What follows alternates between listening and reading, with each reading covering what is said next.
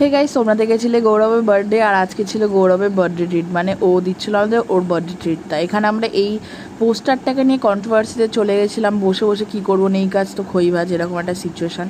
এখানে আমাদের স্যার যে আমাদের ট্রিট দিচ্ছে, যার আজকে পকেট খালি হতে চলেছে।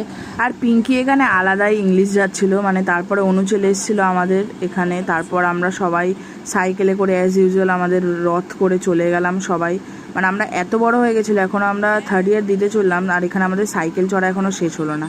মানে এরকম একটা সিচুয়েশান। আর ফার্স্ট ইয়ারে বাচ্চা ছেলেমেয়েরা বাইক নিয়ে উঠছে, আর আমরা এখনও সাইকেলেই পড়ে আছি।